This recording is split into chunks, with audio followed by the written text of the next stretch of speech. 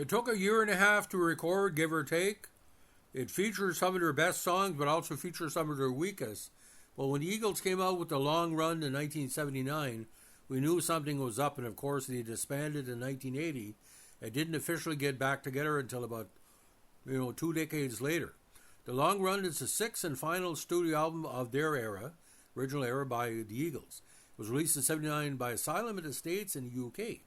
It was the first Eagles album to feature bass player Timothy B. Schmidt, who played with Poco before, who had replaced founding member Randy Meisner, who he replaced in Poco, and the last studio album to feature Don Felder before his termination from the band in 2001. It was the band's final studio album for Asylum. It also turned out to be their last studio album during the original tenure, as the Eagles disbanded in 1980. Even though they reunited in 1994, they did not release another studio album until 2007, A Long Road Out of Eden. 3 singles were released from the album: Heartache Tonight, The Long Run, and I Can't Tell You Why. Heartache Tonight reached number 10 on the singles charts and won a Grammy. The album was certified 7 times platinum in the States and it sold more than 8 million copies in the U.S. Now, studios for the event, including Criteria in Miami, Bayshore, Coconut Grove in Florida, One Step Up in L.A., Love and Comfort in L.A., Britannia in L.A., and the Record Plant in L.A. 42 minutes 50 seconds with Bill Sykomchek as the producer. Heartache Tonight came out September 18th. Long Run came out November 27th, and I Can't Tell You Why came out February 4th, 1980. The album was originally intended to be a double. However, because the band could not come up with enough songs, that idea was scrapped. The recording was protracted. They started recording in 1978. The album took 18 months to record in 5 different studios before finally released in fall of 1979. According to Don Henley, the band members were completely burned out and physically, emotionally, spiritually, and creatively exhausted from a long tour when he started recording the album, and he had a few songs. However, he managed to put together 10 songs for the album, with contributions from friends J.D. Souther and Bob Seger, who co-wrote with Fry and Henley Heartache Tonight. Souther also got songwriting credit on Teenage Jail and The Sad Cafe. According to Henley, the title track was in part a response to press articles that said they were passé, as disco was then dominant and punk emerging, which inspired lines such as, "Who's going to make it, we'll find out in the long run." He said that the inspiration for the lyrics was also irony, as he wrote about longevity and posterity while the group was breaking apart, imploding under the pressure of trying to deliver a worthy follow-up to Hotel California. Randy Meisner decided to leave the Eagles after an argument in Knoxville, Tennessee, during the Hotel California tour in June 1977, and was replaced by Timothy B. Schmidt, who brought an unfinished song to the band, I Can't Tell You Why. Schmidt wrote the song based loosely on his own experiences. Both Henley and Fry liked the song and they completed it together.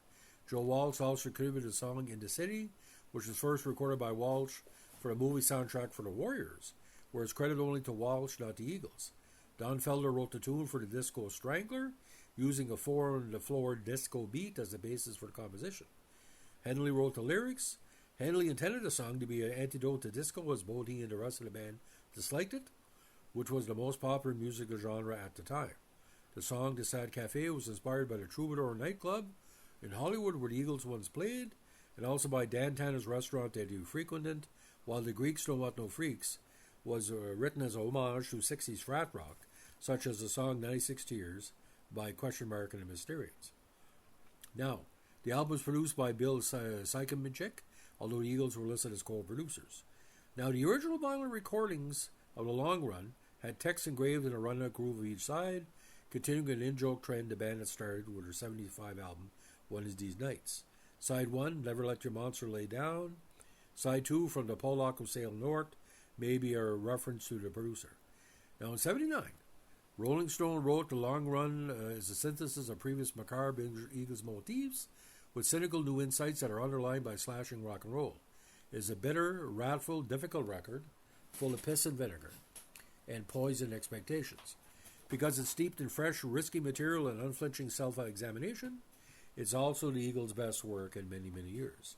Canada's Globe and Mail determined that Eagles' fawning synthesis of various kinds of rock and that roll sits less well the smoother it gets. New York Times stated The Long Run is neatly balanced among standard Eagles rockers, rather shallow social commentary, ballads, and novelty numbers, and noted that the band's mean streak was never so apparent. Reviewing the album retrospectively in AllMusic, critic William Ruleman wrote that the album was a major disappointment even though it sold several million copies and threw off 3 hit singles, adding that the album reportedly was planned as a double before it truncated to a single disc. If these were the keepers, what could the rejects have sounded like? And of course, Heartache Tonight won Best Rock Performance by a duo or group with vocal at the Grammys. Now, when released in September 1979, The Long Run debuted at number 2 on the Billboard Pop Albums chart and a week later hit number 1. It stood for 9 weeks in the number 1 slot. The Long Run was first certified platinum by RIAA on February 1st, 1980 and reached 7 times platinum on March 20, 2001. Again, it sold more than 8 million copies in the States. The 3 top 10 singles were the album's title cut and Heartache Tonight and I Can't Tell You Why. Singles reached number 1 and number 8 respectively. The band again won the Grammy. The album reached number 1 in Japan in 1979. So singles on the band: The Long Run, I Can't Tell You Why, In the City by Joe Walsh and Barry DeVorzen, The Disco Strangler, Henley, Fry and Felder, King of Hollywood, Henley and Fry, Heartache Tonight, Henley, Fry, Seeger, J.D. Souther, Those Shoes, Henley, Fry and Felder, Teenage Jail, Henley, Fry and Souther, The Geeks Don't Want No Freaks, Henley and Fry, and The Sad Cafe, Henley, Fry, Walsh and Souther. Now, Fry was lead singer on 4 songs on the second side, with Fry doing twice. So Henley was mostly the lead singer, except for, again, I Can't Tell You Why and In the City. Now, critics, members of the Eagles who played: Don Felder, Glenn Fry, Don Henley, Timothy B. Schmidt, Joe Walsh. Additional personnel: Jimmy Buffett on backing vocals, The Greeks Don't Want No Freaks, The Monster Tones, David Sanborn, Bob Seger, backing vocals on Heartache Tonight, and Joe Vitale on piano, electric piano. Production included Second Witch, Mark Curry as assistant engineer. Now, it appears that some of more songs were submitted for The Long Run but did not make it.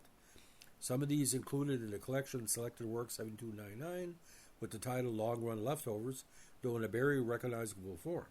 Joe Walsh later wrestled writing 2 of them, which served on his solo albums Rivers of the Hidden Funk, and There Goes the Neighborhood in 81, and I Told You So and You Bought It, You Name It in 83. The music of them both appear to have been written by Don Felder with lyrics by Walsh. Felder is also credited for playing guitar on both songs. Now, according to published reports, this is one of the last big modern albums on 8-track. It sold quite a few. I bought a copy from a collector's group in Woodstock, New Brunswick many years ago, but I remember my dad saying it's the last one. Now, in the weekly charts, Australia number 1, Canada number 1, Dutch charts number 3, number 9 Finland, number 2 in France, number 20 in Germany, 13 in Italy, Japanese number 1, 2nd in New Zealand, 5 in Norway, 1st in Sweden, UK number 4, and Billboard number 1.